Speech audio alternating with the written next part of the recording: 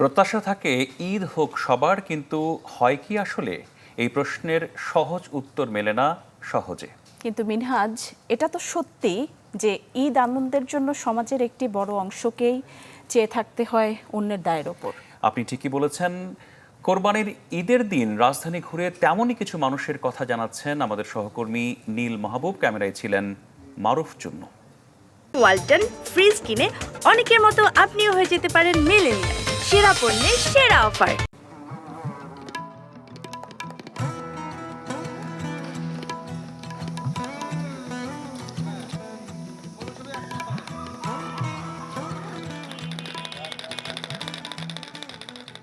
সবার জীবনে ঢাকঢোল পিটিয়ে ঈদ আসে না।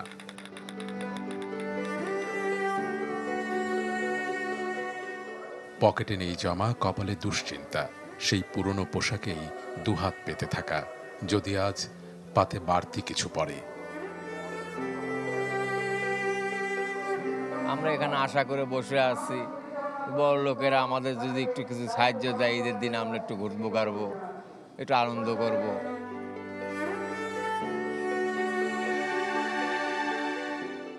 উচ্চমূল্যের নাভিশ্বাসে বিনামূল্যের আশা গুনতে দোষী বা কোথায়? তাই তো হাতে থলে, চোখে দীর্ঘ অপেক্ষা আর আরজি। হামাক এক টুকরো মাংস দেন বাহে। 1 কেজি গোছের দাম কিনে 1000 টাকা কিনে 1200 টাকা, এটা তো আমরা পারি না। তাহলে আমরা চাই যদি দরজা দাঁড়াইলে কিছু দিল। কের বাসাতন দেয় 1 টুকরা, কের বাসাতন দেয় 2 টুকরা, ওই এডিতে লইয়া পোলা মারলে চাল টাল দিয়ে খাই। সারাদিন মাংস তুলবো। এরপর কি করবেন? এরপরে বাসায় নিয়ে যাবো, বাচ্চা টাচ্চা আছে করে পাক করে খাওয়াই বলে গাইছি। এক টুকরো মাংসের জন্য ঘর ছেড়ে বহুদূর এই শহরে এসেছেন এমন অনেকেই। কেউ কেউ বাড়তি আয়ের আশায় হাত বাড়িয়েছেন কাজেও। ঈদটায় আয়কে ছাড়িয়ে আর আনন্দের উদযাপন হয়ে ওঠে না ওদের, যদিও অনেককেই ফিরতে হয় শূন্য হাতেই। কোথা থেকে আসছেন? সাভার থেকে। এই সাভার থেকে এই শহরে এত দূরে কেন? ওই জায়গায় গোশ সেরকম পাওয়া যায় না, এই জায়গায় এসেও পাইনি। এক টুকরো গোস্ত কারোর কাছে দেখলাম না, কেউ খায়ও না এখনো। অত খাইতেছে, আনন্দ ফুর্তি করতেছে, আসছে বিদায় খাইতেছে, আমাদের গরিবের নাই বিদায় খাইতে পারতেছে না। আবার অনেকে পেশা বদলে হয়ে যান একদিনের কসাই। পর্যাপ্ত দক্ষ কসাই না থাকায় চাহিদা বাড়ে তাদের, আর এতে বাড়তি উপার্জনে যদি মেটানো যায় সংসারের খানিক আবদার।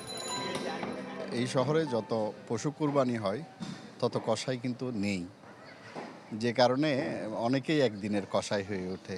রিস্কার চেয়ে একটু বেশি পাওয়া যায়। যেমন মনে করি রিস্কা চালে পাইতাম 1000, এনে গরু বানিয়ে পাই 1500 2000। কিছু টাকা আর্ন হয়, সব মিলে ঈদটা বউ বাচ্চা নিয়ে, ছেলে সন্তান মা বাপ নিয়ে ভালোই কাটে।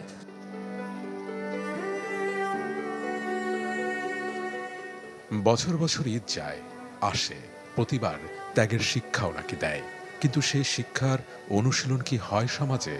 যদি হয় তাহলে তো হাত পাতার মতো হাত থাকার কথা নয়। নীল মাহবুব, চ্যানেল 24, ঢাকা।